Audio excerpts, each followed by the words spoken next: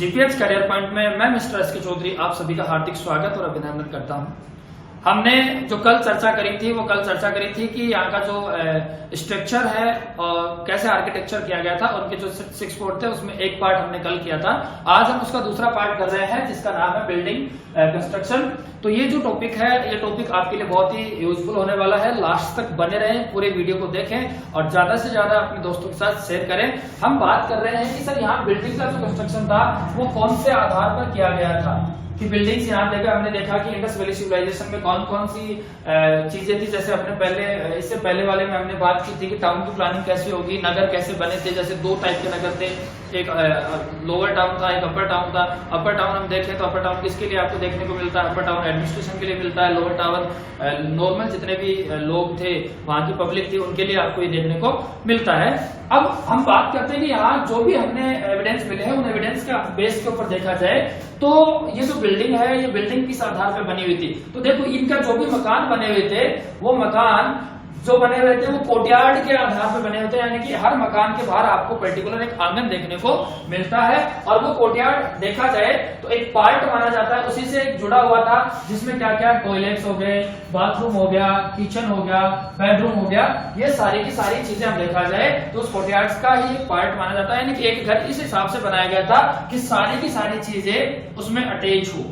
जैसे ये एक मकान है, इसी मकान में देखा जाए तो यहाँ आपको बाथरूम मिलेगा, इसके बाद यहाँ किचन मिलेगा, आपको बेडरूम मिलेगा, इधर बीच में आप देखोगे तो कोर्टयार्ड आपको नजर आएगा, फिर इधर आपको बेडरूम। इस हिसाब से आप देखोगे तो एक सिस्टमेटिक तरीके से इसको क्या किया गया था, पूरे को बनाया गया था। और ये जितने भी मकान बनाए गए थे, इनको जो मकान बने हुए थे, ये आप देखोगे तो इनके जो साइड्स हैं, कहाँ बने थे, ये रोड की साइड्स में आपको देखने को मिलते हैं। देखो, house were built on the side of road from which is there was the complete arrangement, air pollution, cleanness and light. यानी कि जो भी मकान की स्ट्रक्चर, बिल्डिंग की जो स्ट्रक्चर बनाई गई थी, उसमें सबसे ज्यादा ध्यान रखा गया था कि हवा कहाँ से आएगी, किस हिसाब से हवा आएगी।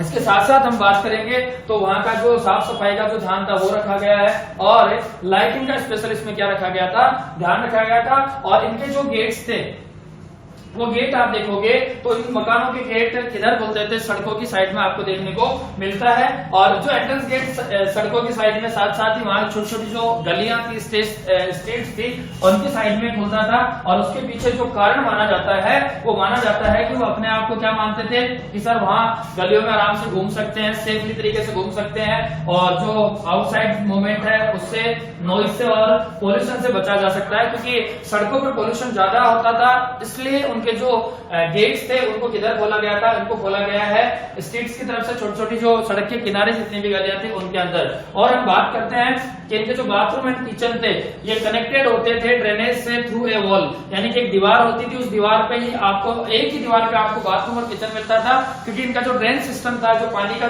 जो निकासी थी, क्योंकि किचन का पानी भी निकलेगा और बाथरूम का तो वो नालियों से निकलता था। और जो आपकी रोड सिस्टम, उस रोड सिस्टम की बात करेंगे तो उसके पास में ही आपको क्या मिलेगा, इसका नाली मिलेगी। वो नाली हो सकती है ब्रिक से बनी हो, वो नाली हो सकती है किससे, वुडन से बनी हो। तो वो चीजें इसी हिसाब से, यानी कि पूरा का पूरा जो सिस्टम है, वो पूरा का पूरा सिस्टम एज ए सिस्टमेटिक तरीके से काम किया गया था। तो ये आप देखोगे तो ये था बिल्डिंग का कंस्ट्रक्शन आपको देखने को मिलता है। अब हम बात करते हैं कि सर इसमें जो रोड सिस्टम था, वो रोड सिस्टम क्या था।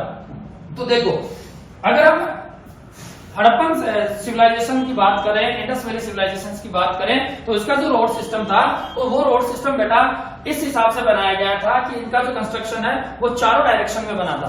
चारों डायरेक्शन का मतलब कि वो इस हिसाब से बना था, और चारों डायरेक्शन को सेपरेट इलाइट किया गया था ताकि आसानी से उसको देखा जा सके। और इस मेथड को आप ट्रैप मेथड कहते हैं। देखो, अगर आपने देखा कि ये चीज बनी हुई है और इसको हम चारों डायरेक्शन से देखा जाए तो डायरेक्शन किस हिसाब से बनेगी, और इसे क्या कहते हैं, इसे ही हम ट्रैप मेथड कहते हैं। कारण क्या था इसका, कारण ये था कि सर ये इंटरसेक्ट करता था हर पार्ट को, और वो भी 90 डिग्री के एंगल पे। आपने देखा होगा कि ये जो आप देखोगे, इसकी जो रोड थी, वो रोड इस हिसाब से आपको देखने को मिलेगी, और ये 90 डिग्री से एक रोड दूसरी रोड को इंटरसेक्ट करती हुई नजर आ रही है। इस कारण से इसके 3 नाम देखने को मिलते हैं कि एक तो ट्रैप मेथड, एक ऑक्सफोर्ड मेथड, एक चेस बोर्ड मेथड। आपने देखा होगा कि ऐसा हम देखेंगे तो ये नजर आता है कि चेस बोर्ड की जो मेथड है वो आपको नजर आएगा इसमें देखने के लिए। और इसी कारण से ये जो रोड सिस्टम था, आप देखोगे जैसे यहाँ पे कंस्ट्रक्शन बना है रोड का, उसके नियर बाय हम देखेंगे तो यहीं पे इनके पास ही आपको क्या मिलेगी, ड्रेन जो सिस्टम है इनका, नालियों का जो सिस्टम है वो इस हिसाब से आपको देखने को मिलेगा।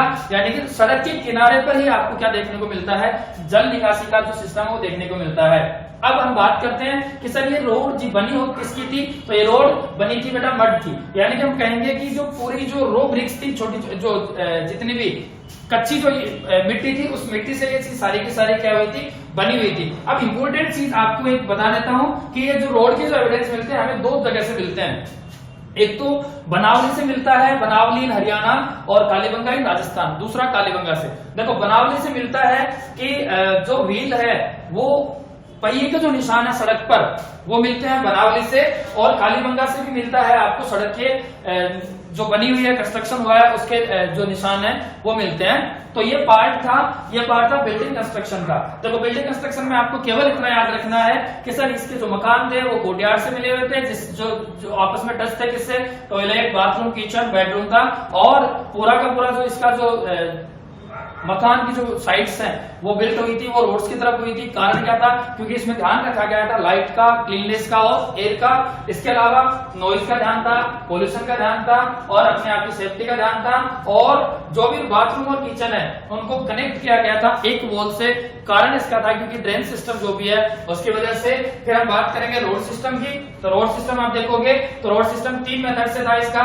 एक तो था टेप मेथड, ऑक्सफोर्ड मेथड और चेसबोर्ड मेथड। कारण ये था क्योंकि रोड इंटरसेक्ट करती हैं आपस में, और इंटरसेक्ट करेंगी वो भी 90 डिग्री के एंगल पे करेंगी। तो जो 90 डिग्री के एंगल पे करेगी तो इसकी जो शेप बनती थी वो शेप ऐसे नजर आती थी कि ये पूरी की पूरी क्या है, ये पूरी की पूरी उस हिसाब से कार्य कर रही है। और हम बात करते हैं इसके जो एविडेंस मिलते हैं वो एविडेंस हमें कहां से देखने को मिलते हैं। एक बनावली कहां है, हरियाणा में, और यहां से आपको व्हील का जो निशान है रोड के ऊपर मिलता है। और हम बात करें कालीबंगा की, तो कालीबंगा में भी आपको क्या मिलती है, रोड के निशान मिलते हैं। लेकिन बात करते हैं कि रोड बनी किसकी थी, तो ये रोड बनी हुई थी मड से। और इसी के साथ ही ये बिल्डिंग कंस्ट्रक्शन का जो पार्ट है वो खत्म होता है। कैसा लगा वीडियो आपको कमेंट सेक्शन में जरूर बताएं, और ज्यादा से ज्यादा अपने दोस्तों के साथ शेयर करें, लाइक करें, कमेंट करें। Thank you so much.